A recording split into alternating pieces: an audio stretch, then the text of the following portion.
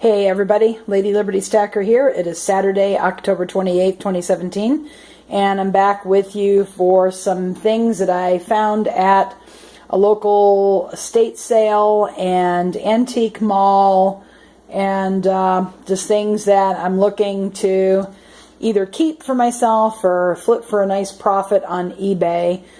If you guys have watched my channel before, you know I love to pick up old cast iron, clean it up, and re-season it, restore them, completely restore them. So this will be part one of the video. Then for some precious metals delights, that'll be in part two of the video. So anyway, we're going to get to the cast iron first, and I'll show you what I picked up, and I have a story or two of what I passed up on.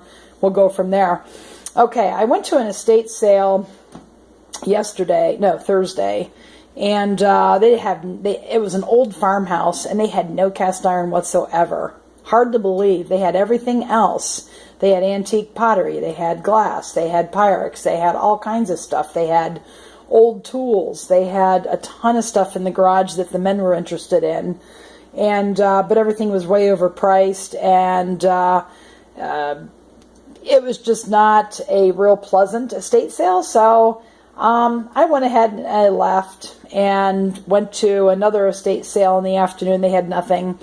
So the next day I thought I would go out thrifting and stop at my favorite couple of antique stores, and did make a find there. But before I get to that, that was a real delight. So if you're a cast iron, into cast iron, or new to cast iron, or cast iron aficionado, stay tuned. That was a very rare find. But without further ado, we were at the estate sale that started yesterday. We arrived an hour and a half early, and if you guys are going to be doing anything at estate sales and trying to find bargains, at least in my area, you need to show up a good hour and a half to an hour before the estate sale. They usually pass out numbers. You want to try to get your number. You can go sit in your car and then wait where they start lining up. But at any rate, we got there early. We had to wait because they didn't pass out numbers, but we were, Mom and I went. We were number 7 and 8 into the house, and they would only let 20 in. There was a line out to the driveway, and it was kind of interesting. They wouldn't let any more in until people came out. But at any rate, I didn't expect to find anything. I was looking for some Pyrex, didn't find any. That stuff is really has a nice value now, very collectible on eBay. But what I did find, I found a Dutch oven, an old unmarked Dutch oven with the lid. I have a couple of new Lodges. They're real heavy. This is a for $22, wasn't a bad price to pay. It needs to be cleaned up and re-seasoned with my Crisco here. But this is a nice lid. It's in really good condition, and goes to the top of this pot. It was $22. No haggling on the first day of the estate sale. I'll go ahead and put the lid over here. Nice, clean, and it doesn't. It sits flat on the countertop here, and it's a nice Dutch oven, and it's very smooth on the inside. This needs to be cleaned up, and it has a original handle that goes with it. They call it a bale handle, and it's a number 8. I believe it's a 2-gallon, 8-quart pot. It says 8R, and then the lid has an 8G on it, so maybe some of you guys know.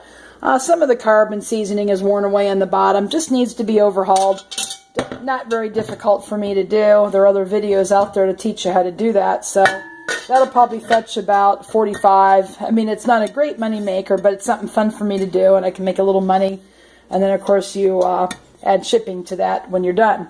I was at an antique shop earlier in the day, found a kettle with a jerry-rigged handle. They wanted $15. We passed.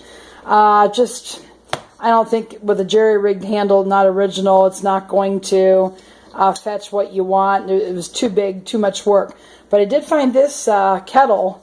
3-leg, really good shape on the bottom. Look at that, guys. Has a gate mark, and that is 2 halves of the mold. They forge it together in the late 1800s, 19th century, to make these pots. It has a bale handle to it, and it had some rust. It has some rust in here that'll clean up.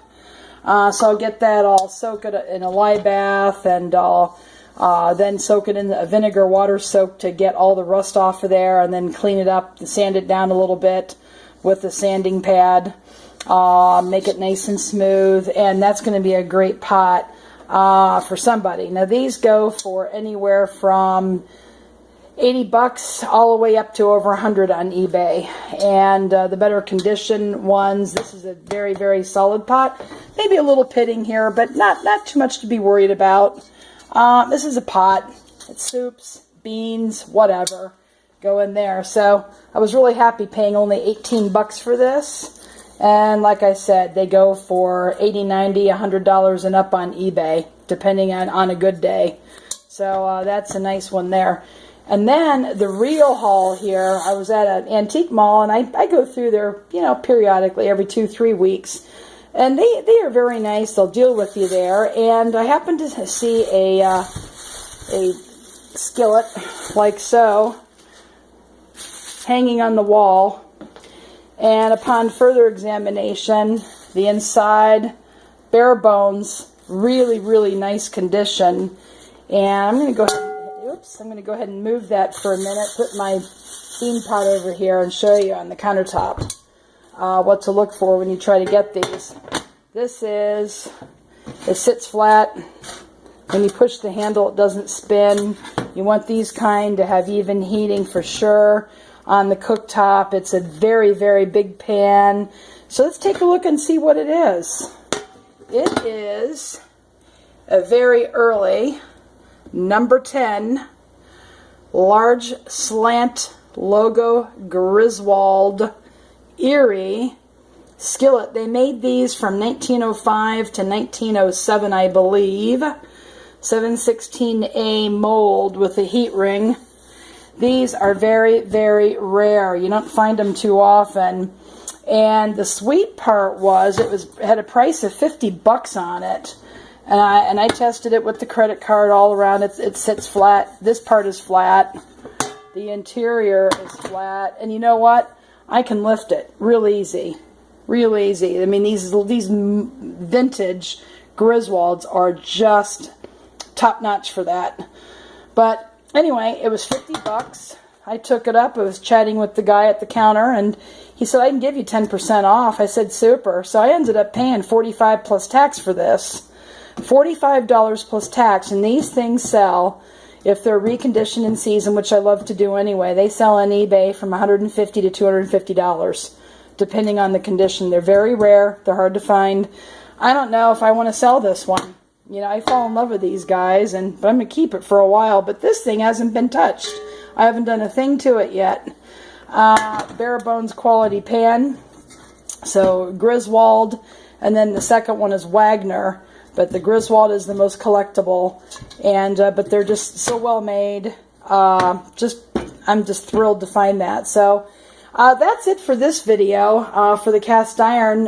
Come back for part 2 if you want to see some thrifting finds and some other precious metals things. And anyway, if you have any questions, please leave them below in the comment section. Please give me a thumb up.